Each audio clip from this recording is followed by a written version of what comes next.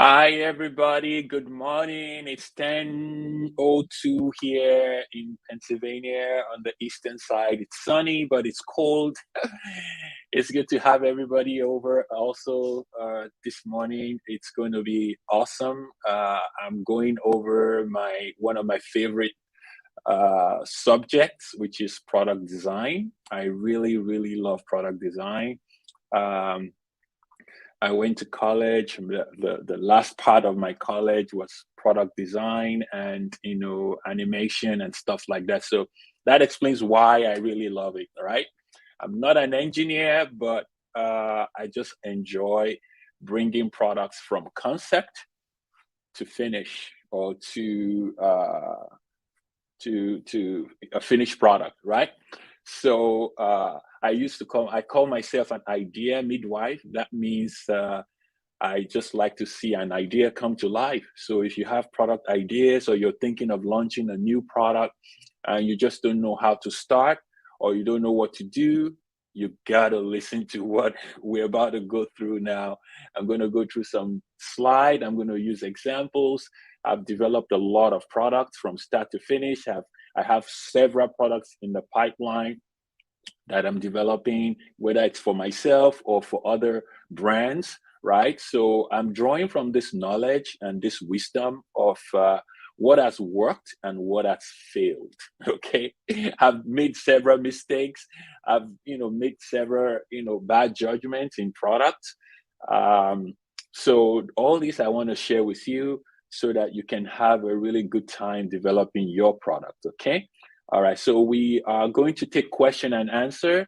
I'm going to run through my slide real fast, and please write your questions down so you don't forget. Okay, write it down so you don't forget. And at the end of the presentation, you can ask me any question. If I don't have an answer, I'll find it for you. Okay, and that's also going to be a way for you to contact me at the end. Okay. To reach out to me to see if I can help you with anything. I would love to help you out with whatever. You all know that the best way to have a really good business is to own your product and you own your ideas. I know private label is good, it's okay, but now you can see so many factories in China are actually competing with you. When you buy their product and you private label their product, and they see that you're doing so well, you're selling, and everything is going so well, the next thing is that they want to compete with you. They would come. There's a lot of people all over Asia promoting how to sell on Amazon or whatever, how to knock people, knock product ideas off, and all the gray hat, white hat, I don't know, all the black hat, whatever other hats are there. So you've got to, wise up. You got to step up your game and develop your own product. So if you have an idea, you don't have to be a rocket scientist. You don't have to be a CAD designer. You don't have to be a designer. You don't have to be all that before you can develop your own product, right? There is help for you to develop your product, okay? There is help, and I'll show you. In 90 days, you can actually get your product idea from your head to a real physical product, right? Don't try to cut cost or cut corners, because usually it will come back to bite you if you do. Okay, all right. So, Kels, let's share our screen and then we can move on to these. Remember, at the end of the show, you can ask me questions all you want. So save those questions, write them down, or type it and send it over to Kels. Okay, and we can answer all these questions. So how to develop your new product idea in 90 days or less. There are some product ideas that have taken me 60 days, 6 months, almost a year. I've learned from them and I'm like, what went wrong? Why did this take so long? Why? So from my mistakes, I would be able to share with you how to zoom past all those mistakes and how to spot them ahead of time before they slow you down. All right. Okay. Let's go. So this 90-day process assumes you already have a new product idea in mind. This is not to tell you or teach you how to come up with product idea.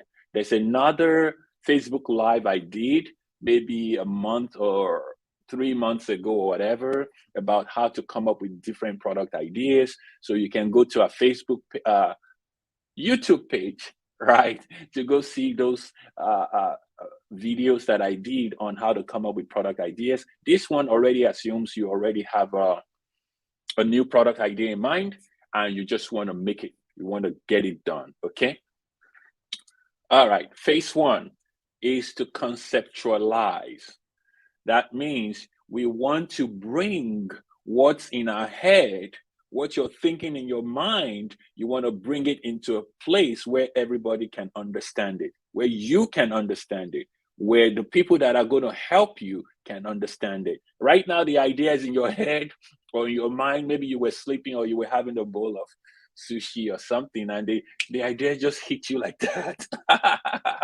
Now, how do you get it out of your mind into what I can understand? If I'm the one helping you, I'll need you to tell me or show me this idea so that I can understand, so I can see what's going on in your head, right? And then we can help you out, right? So the first step in conceptualizing is to sketch or write out your design details. What is that idea? What is it? Write it down. You don't have to, if you can sketch it, no matter how bad your sketch is, it doesn't matter. It doesn't matter. If you can't sketch, if you can't even draw a straight line or you can't draw a perfect circle, it doesn't matter. It doesn't matter. Just write it down. Oh, I want my product to have this, and then I want it to be this. I want my rice cooker to be a little, to be, smart. I want it to connect to Android and iPhone, iOS. I want it to have a button that I can push. You don't even have to know where the buttons will be. This is how good this is. So if your lack of drawing or lack of design sense is keeping you down or discouraging you or making you not take any step, now you don't have excuse. I'll show you how to get that idea from your head to the paper, right? You don't need to know how to draw. If you can draw, fine. If you cannot draw, fine, right? Sketch it by yourself or go hire a product artist. Remember, I say product artist. I'm going to distinguish between product artist and a product designer, right? In the next coming slides, right? So write down the unique differentiating features of your product. Scribble on a paper. Use similar products as references. Go on Amazon.com, go on Etsy, go on eBay, go on everywhere that you see something that is so similar or a product that you're about to improve on. Right? If you're improving upon a product, go find them as references. Use them as references. When you're talking to your product artist or your product designer, have all these references down. Have a rough idea of your desired product dimension. Let's say a product you want to fix is, I don't know, AirPods something, AirPods charger or something. You have to have an idea of, oh, do I want to make mine bigger? Do I want to make it snug? Do I want to use silicone? Do I want to use leather? Do I want to use plastic? Even if you see a plastic or a material you like, buy it or keep it. Keep it. So you can show it to your product designer, right? All these references, they matter, okay? You don't need to know how to draw. Remember, you don't need to know how to draw, sketch, or design product in order for you to develop a great product. You just need to be able to explain clearly what you want to your product artist or industrial designer. Be very articulate. I want my product to look like this. I want it to function like this and this and this. That's all you need to start. So if you had an excuse before, your excuse is gone. You no longer have excuse to wait and postpone developing that product. You don't have to be a designer. You don't have to know how to sketch. Just hire the right people, and I'll show you who to hire at every step of the way. Outsource it. Get help. Don't try to do it by yourself. Many people that try to do it by themselves, they never get anything done. Oh, I'm going to do it yourself. I'm going to be the one to, go do the prototype by myself. Guess what? They usually do not get anything done. They get stuck eventually, right? Yeah. If you want to build a product in less than 90 days, you have to employ the help of people that can get things done for you, like quickly. Instead of it's going to take you days or months to do some stuff. Whereas somebody that is trained, they went to school for it. They have degrees for it. They do this all day long, right? Those are the people to get involved. They'll get it done for you in a day or two, and you're still sweating in 2 months. You still can't get it done in 2 months, right? Phase 2, protect your idea. Now you have an idea, you know exactly what it is, you sketch it out, you drew it out, you wrote it out, the details and everything. Now it's time to protect it before you go any further. Before you go any further, let's protect this idea. How? You draw out an NDA agreement. NDA just means non-disclosure agreement. It's going to take you a day or less. How do you do that? Download the standard NDA online. Go to LegalZoom, go to lawdepot.com, go find yourself an NDA. It's all over. You could even get one for free if you Google it. If you're not comfortable, go hire an attorney to draw up one for you. Go to Upwork, Fiverr, whatever, to get a really good NDA drawn up for you. And before you start showing anybody your ideas, you should have this NDA ready. Do not show or tell anybody about your idea until you have this NDA done. And you have to send it to them. Make sure they sign it before you reveal your product idea to them. Because if you don't, and they take your idea and they run with it and go make the product, and you see your product on TV, you're going to cry. Okay. All right, we'll move to phase 3. Hire an industrial designer. Remember, you sketched your idea, you've drawn up an NDA, you've made, the sketch person sign NDA as well. Now it's time to get into the real details of a product design. A card artist and an industrial designer, they're very different. Some people say, oh, I'll just go to Fiverr and Upwork to go find me some, card artist to draw out my design. Yes, a card artist is good, but I'm going to show you the differences between the two. There are some products that the card artist is not ideal for, and there are some that they might manage. You could manage to get away with just a card artist. And I'll show you the difference between the two. I've used both before, and I can tell you it's day and night in difference, day and night. So find yourself a good industrial designer or a design firm. At HONU, we can help you do that. In case you don't know anybody or you just don't know where to turn to, reach out to me on Facebook or Savings at HONU Worldwide. We have these people on staff to help you out, okay? You don't have to use us. I'm just saying that if you're stuck, instead of you coming up with an excuse again, don't use any excuse to stop, to delay. Reach out to me. We will help you out. We have all these people on staff, right? So find yourself a very good industrial designer or firm. Now let's talk about the differences between an industrial designer and a card artist. A card artist interprets and draws your idea just like you explain it to him. A card artist draws. That's what he does. He's an artist. He draws. Whereas an industrial designer takes your idea and develops it into a functional product. Functional product. An industrial designer is more creative and can help you take your idea to the next level.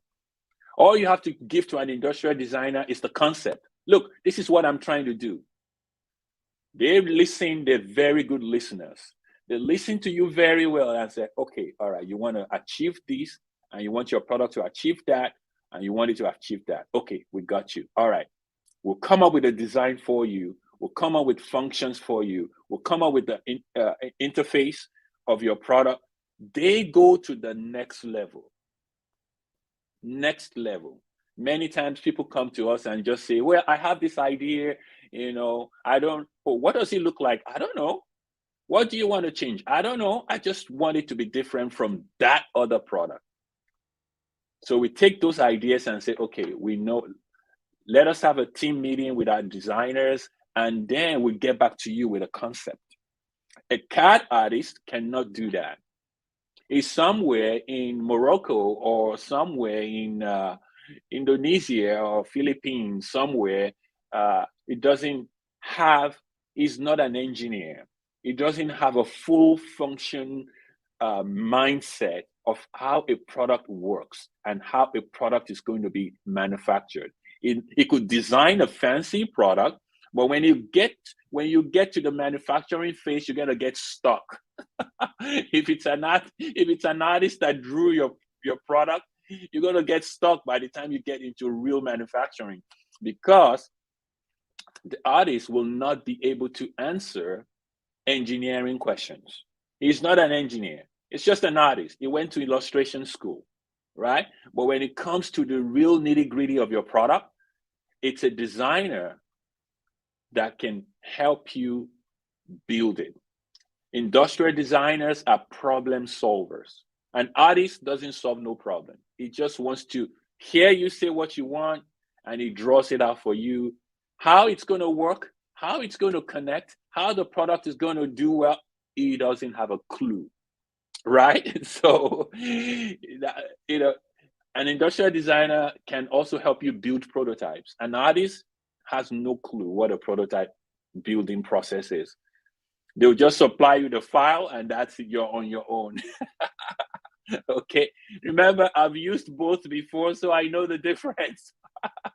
I know the difference. So many people, your products take a year or more to do because you're using a CAD artist instead of an industrial designer or a product designer or a product engineer, right? If you want your product to go on a fast track, I want you to invest the money into actually doing the design. Having a qualified industrial engineer, mechanical engineer, or a product engineer actually do it for you. It is night and day in the speed at which things get done, right? Now, I put your investment here. So if you go and hire a CAD artist, you might pay $10 to $50 an hour. You can find them on Upwork. You can find them on Fiverr. You can find them maybe 99 Design or whatever. But you get what you pay for. You get what you pay for. Some of these guys, they just want to do your drawing and that's it. They don't want you coming back for questions. They get fed up when you start asking questions after, or when you reach back to them and say, hey, I need to fix this, I need to fix that. They'll be like, no, I'm done. I already collected my $60. I finished your drawing and it's done. Whereas if you're getting an industrial designer, prepare to spend $125 to $300 an hour. Some are actually higher than that. Some are higher than that. But the quality of work you're going to get will be day and night from a CAD artist and an industrial designer. In fact, an industrial designer is going to end up being cheaper for you. Guys, I've tried both. Please, please, please, you need an industrial designer or a product designer or a mechanical engineer to do stuff for you. I've tried both. I regret using some card artists till today, because some of them just suck. They get things done. They don't like going back to help you out at the end of the day. You have to spend hours and hours on them just explaining what you want to do. Hours. Now, if you have to spend 10 hours explaining to somebody what you really want done, and let's say your time is worth $250 an hour to you, if your time is worth $250 an hour to you, and you just spend 10 hours explaining a concept to somebody that is charging you $60 or $70, you think you're paying $70. No, you're actually paying $70 plus $2,500 plus headaches, right, to get stuff done. So if you're really serious about fast tracking your project, your new product design project, fast tracking it, getting it done in record time, I'll say you step up to an industrial designer or a product designer and let them help you get it done. If you're stuck, you don't know where to go, reach out to me, we'll help you out, okay? All right, let's go to phase 4. After your designer has drawn out or designed your product, it's time to file for a provisional patent. What is that? Okay, a provisional patent is a fast, easy patent application that covers you for 1 year. Covers you for 1 year. I'll explain more now. You hire an attorney or a designer to file your patent for you, your provisional patent. It's very cheap. It's very quick. It only protects your idea 1 year from the time you file. That means while you're still fleshing out your ideas, while you're still trying to make it work, while you're still working with your designer to tweak it and make sure everything is fine, at least you're protected. You're the first to put that idea into the system, into the government system. So if anybody comes after you to file similar idea, then you have the first right because you're the first person to put it in.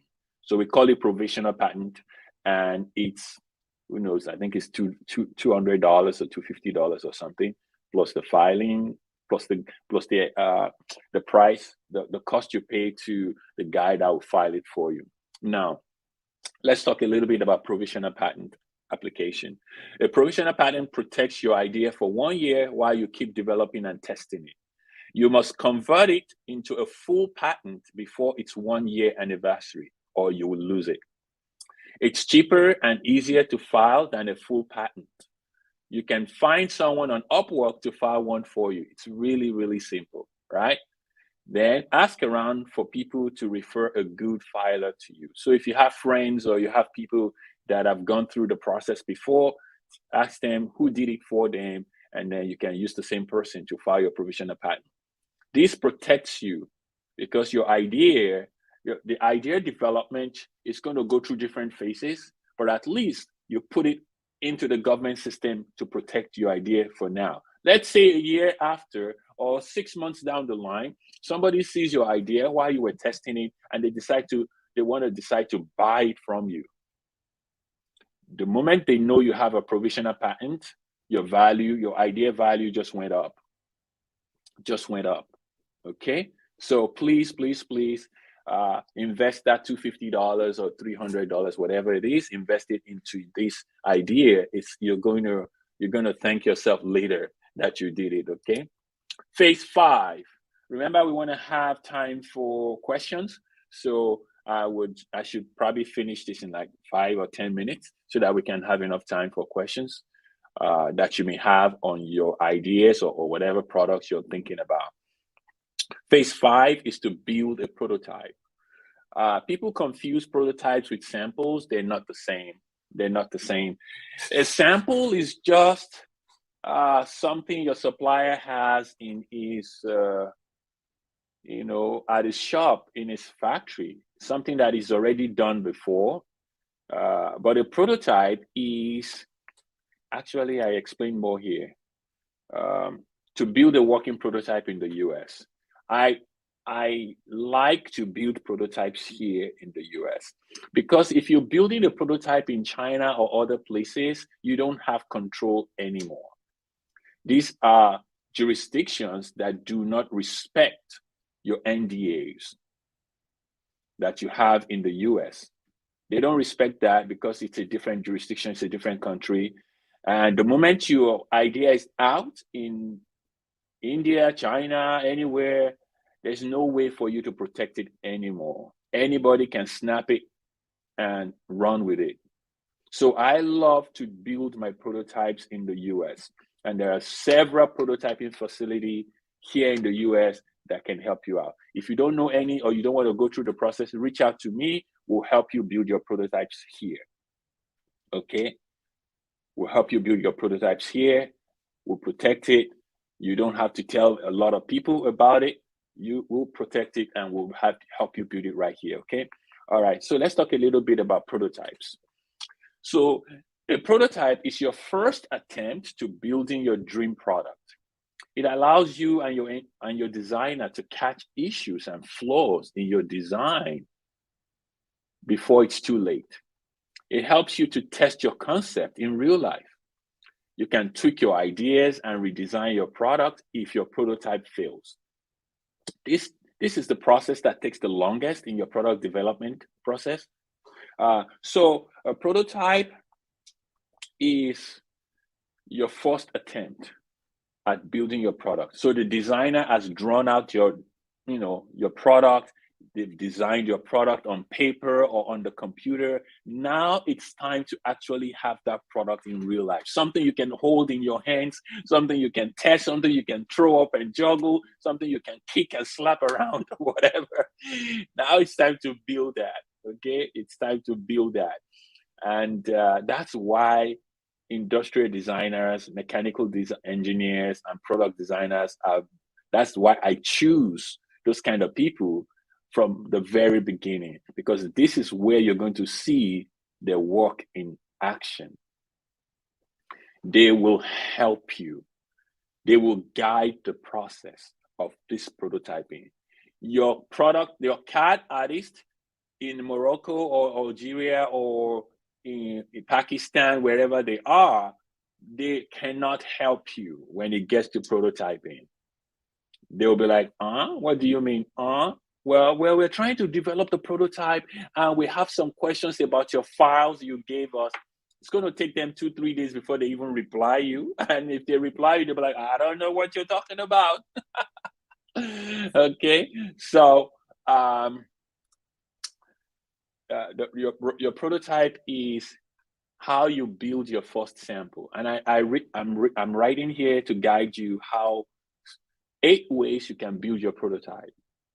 You can use a 3D printing. You can use silicone molding. You can do extrusion. You can do fabrication using pre-existing parts. So I just helped a brand design a fitness product. It's going to come out very soon. And when we were building the prototypes, I was like, you know what? I think we can build these prototypes with pre-existing parts. So I went shopping and I bought different parts here in the US, and I was able to put the prototype together using pre-existing parts, and it came out excellent, beautiful, right? So not all parts in your prototype has to be fabricated from scratch. You could use pre-existing parts in the open market that you can buy in the open market to do it, right? Number 5, you can use casting, you can use wood carving, you can use CNC machining, you can do sewing when you're building your prototype. Your industrial designer will guide you in this process, right? Don't be afraid. Don't be overwhelmed with all these jargons or all this, gibberish that I'm talking. It's really simple. It's really simple, right? If there's anything I'm talking about here you don't understand, please send me an email on savings@honuworldwide.com, or send me a Facebook Messenger or something. I would guide you, okay? All right, so these are ways you can build your prototypes. Avoid building your prototype in China if you can, because there is no protection. You don't have any protection. And I'm finding out that prototypes are actually more expensive to build in China than in the US. I've weighed all the costs. I tried to build a prototype in some facilities in Shenzhen in China. By the time I built it in our facility here, it's actually cheaper for me to build it here in the US.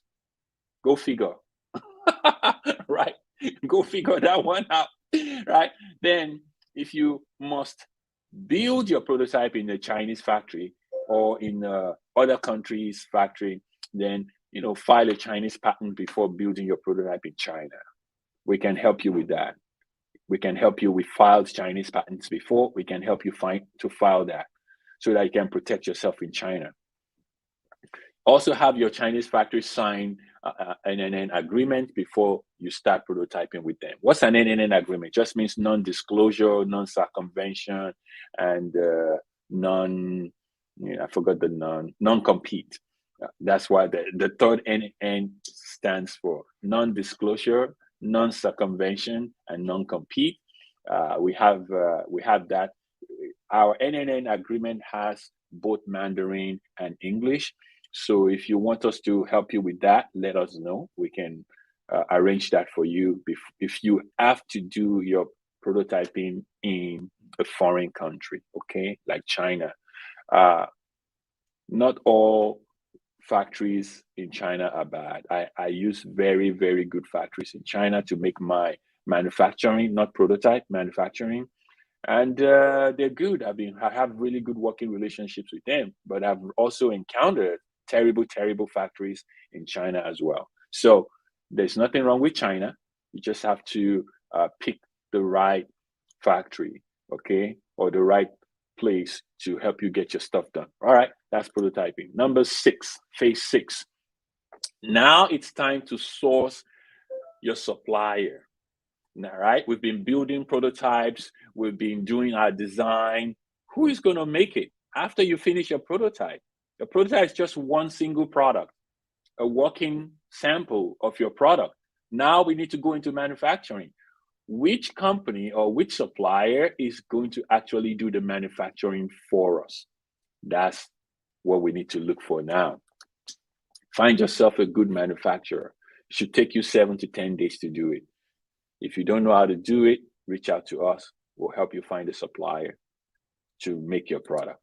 Now, this is a guide. When you are looking for a supplier to make that product, you can go to sourcing platforms like Alibaba or global sources to find a good supplier. But while you're doing that, know that your qualified suppliers must have made similar products before. If you're trying to make a special silicone product, you have to go to a supplier that makes silicone products. And to narrow it down, you have to go to a supplier that can make ODM products, original design manufacturer, ODM products. That means they can take your design and make it. You don't have to use their own design. Right? Stay away from trading companies when doing new product design. Trading companies are just going to take your design and go do it by themselves, and then they start selling it to others, other sellers or other retailers, right? So explore the US when finding suppliers. Don't give up on the US. Don't give up on Canada. You have more product asset protection in North America than in foreign countries. Now, this is a really, really important point. When you're reaching out to a foreign company to help you manufacture your product, the product that you just built a prototype for, or the product you just have a design for, make sure not to reveal the real product to them at the very beginning of your conversation. Do not show them your real product. I use a decoy product. I was so surprised when my friend Steven Selikov said the same thing, that when he's developing products in China, he uses a decoy product. He doesn't reveal the real product until the final stage when he has already shortlisted the best supplier he wants to use. All right.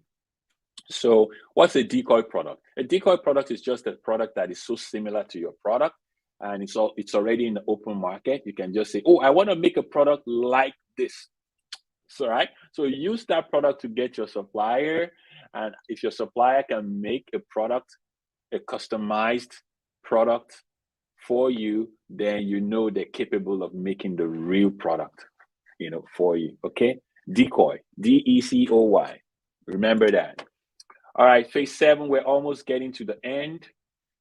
Now that you made your prototype, you tested your prototype, everything seems to be working fine. Or if things don't work fine, you have to go back to the drawing board to fix your design and redo your prototype until everything is perfect. Once everything is perfect, then can you go into mold making phase. Not all products require mold making. Some products, if you're doing fashion or doing some other products that don't require you to open a mold, then you don't have to do mold making. Actually, your product design phase will actually be faster than 90 days, right? Because there's no mold making involved in your product, right? So find an excellent mold maker. You could make mold. There are a lot of mold makers in Delaware, in Pennsylvania, in Ohio, in Michigan. Those were the factories that GM and all these auto manufacturers used in those days. Those mold makers still exist. So you'll be surprised that you can actually make your mold here in the US. If you can't not afford to make a mold in the US, China is also an excellent place to make a mold. Make sure your mold maker signs an NNN agreement. Make sure you have your patent process going on in China, just in case your mold maker steals your idea and tries to implement it or tries to sell it to other people, right? So these are just points before you go into mold making. Make sure you redo your prototype and make sure your product is perfect before going into mold making. Make sure your STL files are flawless before sending it out for mold making. So an STL file is just a file that your industrial designer made for you that can be put into the computer to make a mold. And I have a photo of a mold here. This is what many mold looks like. It's like made of brass or aluminum or steel.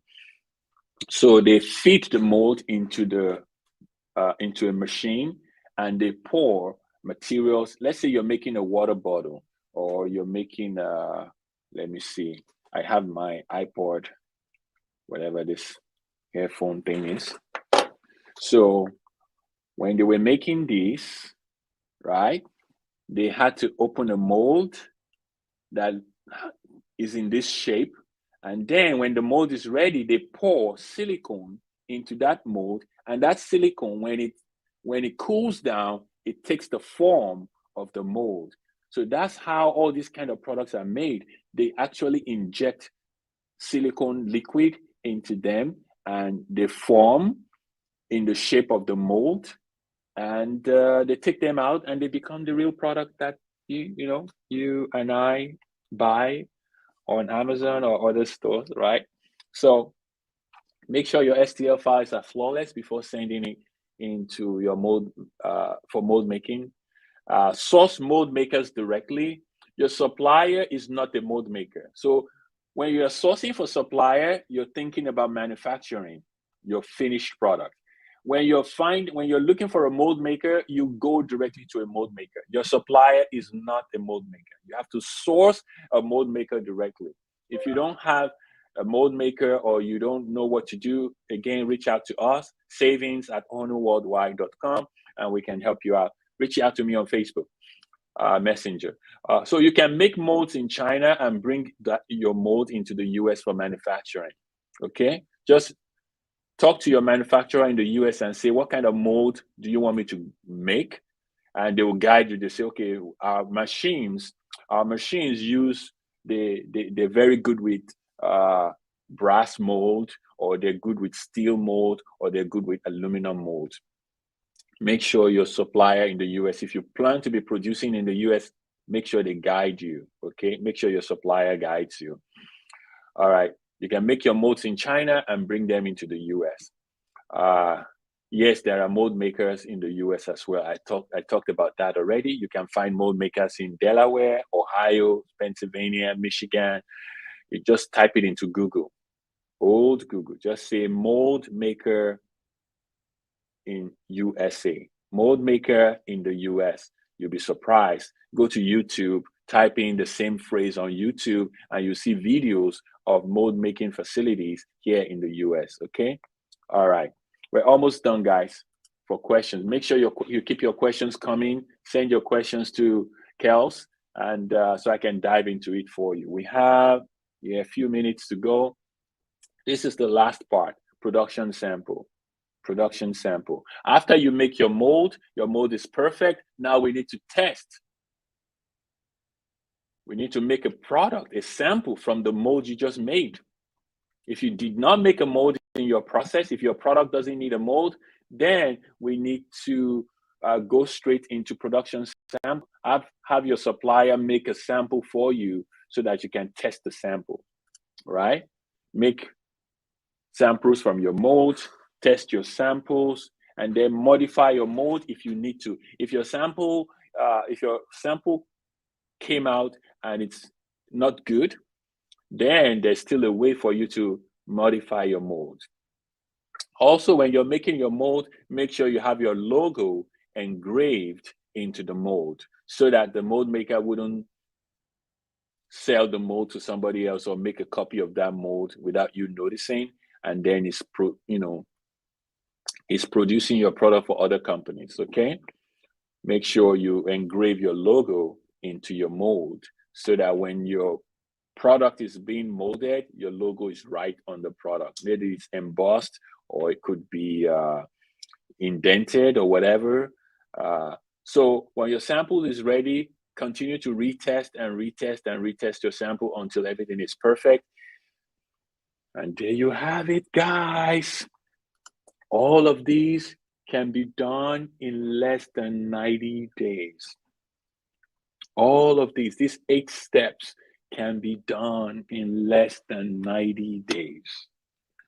Question. Let's go to Q&A, Kels. All right. So thank you, everyone, for watching. This is our Q&A session now. So if you have any questions at all, this is your time to ask Afolabi live. Let's go through a couple of them. So from Tony, Tony's asking, how can you find suppliers for leather products in Central America or Mexico? Have you done this before at all? Well, so good question, Tony. I have some guys recently. They were looking for leather goods, and I haven't personally sourced in Central or Mexico before, but I heard that Mexico is a really good place for leather goods. There is an event coming out, Tony. It's going to be with Norm and Amy Wees. It's coming out, I think it's in April of next year, and they're going to assemble. They want me to be part of that show too, so I think I'm going to be part of that show. It's going to happen in Cancun, I believe, in April of next year.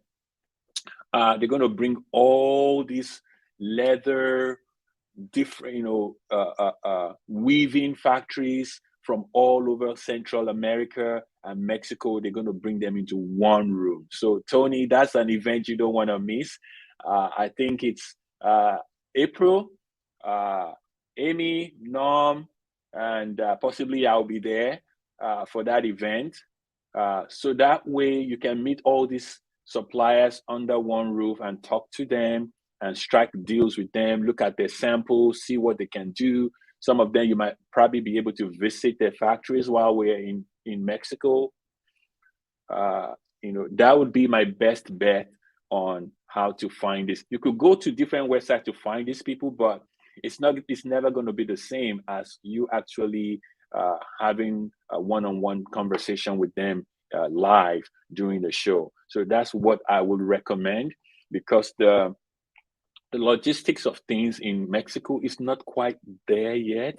Like there's a leather maker, and this is what a friend of mine told me, the situation in Mexico. There's a leather person that makes the leather, and then they have to transport the leather to a cutter because the leather maker doesn't have a cutting machine. So you have to move it to where the cutting machine is, and then the cutting machine cuts it, and then there's a finisher who is going to sew it, and the cutting guy doesn't have a sewing machine, so they move it again to another facility that does the sewing, right? So those are the challenges being faced in Mexico and Central America at the moment, but I think it's getting better.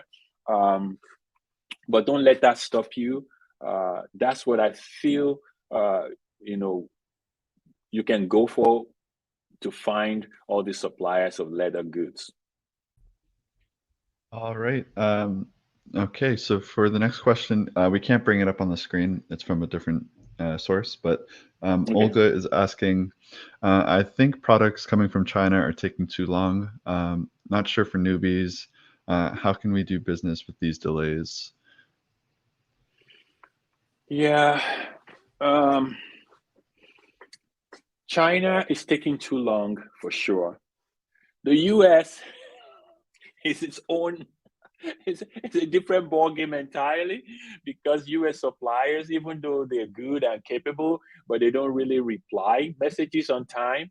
That's what I'm facing. Honestly, remember everything I'm going through, I want to share with you guys so that you can know the real situation. US, I've been successful in making products now, but it was a pain, to deal with some suppliers in the US, because they just don't reply you on time. And when they reply you, they come up with some ridiculous quotes, and you have to drill down. So going back to your question, Olga, it looks like we're stuck with China, unless your products can be made in the US. If you have a product that can be made in Canada or the US, it's well worth exploring. You can hit me up on Facebook. Let me know what kind of products you're thinking. I'll be able to guide you and say, I don't think this can be done in the US. Okay, this should be able to be done in the US, right? I will be able to guide you and point you in the right direction. If we can take it on from HONU to help you really develop this product and completely cut out China, if China is giving you a lot of problems, we just have to know that, okay, when you're sourcing anything in the US, prepare for 3 to 6 months before you actually get the final product. But after you get it, it's well worth it. You're going to have a made in the US label.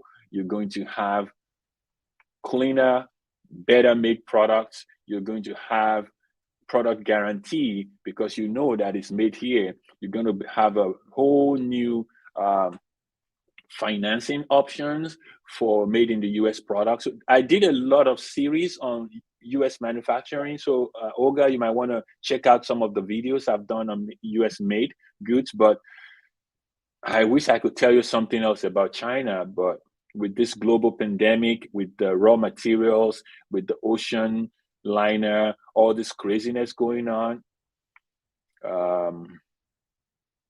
the US or North America looks to be the next place to look at. That's what I'm doing personally, Olga. I am focusing on products that are being made here in the US or Canada. That's just me personally, but. Okay, so yeah, for those listening, where are you looking for products right now? Are you looking in the US? Are you still trying to figure it out with China? Let us know in the comments. Also, don't forget to give us those thumbs up. We really appreciate it. And if you're enjoying Afolabi and his stylish jackets, make sure to give us a like on Facebook Nice. so you can see more of it. I just need a Harley Davidson I need a Harley to complete my, whatever, right? All right, we do. I actually have a question I posted because I was curious because a lot of people are new to selling on Amazon and actually creating a product. So I asked, what would be like the lowest end of the budget to complete this process? Like, what would someone new coming into this have to expect to pay to go through all these steps? I would say that's a good question. I would say $2,500 to $5,000 would be the low end of the budget, depending on what kind of product you are. If you're making, I'm going to use my thing again, my AirPods thing. If you're making a product like this, you can get away with $2,500 or less. If you have your own unique design that you want to do, it could be cheaper than this, honestly. So let me see. If you're going to make let's say you're going to make a product like this, and it needs molding or it needs something, this could cost you like $7,000-8,000 to be able to make a mold, because this is a mold right here. So this clear lid needs a mold, and this rubber right here, this black rubber here, is a separate mold right there. And then when you open the product, you see the inside. So you see the aluminum part here is a separate mold or stamping, and then the outside part is also a separate thing. I'll say it's molded because of the way that it's seamless here on the handle. So this could be a easily $10,000 project to make this kind of stuff. If your supplier already has a mold that is close to this and you just want to do a little bit of changes to an existing mold, then it will be way less. So I would say on the low end is 2,500, on the high end, the low end 2,500, the mid end 5,000 to 7,500, and on the high end you can spend as much as $30,000-40,000 on a product. Okay, awesome, thank you. All right, and then we just have a couple comments from Victor that I think are important. You touched on these as well, but pro tip: have your brand or ID engraved into the mold whenever possible. This inhibits use for other purposes. So great tip. And then also note that molds have variable lifespans depending upon the mold material used. For example, metal. Correct. A more expensive mold will produce a larger number of parts before it wears out. So thank you for the tips, Victor. Thanks, that's Victor. Awesome. And all right, I think that's it for questions. So thank you again, everyone, for your comments and questions. Really do appreciate it. And yeah, don't forget to like us on Facebook. This is the HONU Worldwide Facebook page. Some of you are watching from Lunch with Norm, so make sure you go over to HONU Worldwide. So that's where all the videos come from.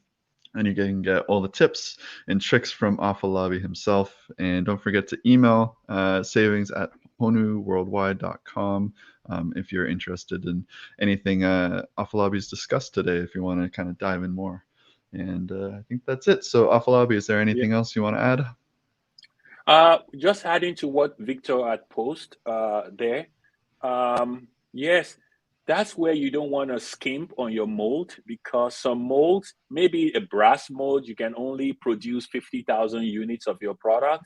Maybe the aluminum mold, you can only produce 10,000 units before the mold wears out. Maybe the steel mold or whatever other material they use for your mold, you probably can only get 100,000 units from it, and you have to make another one.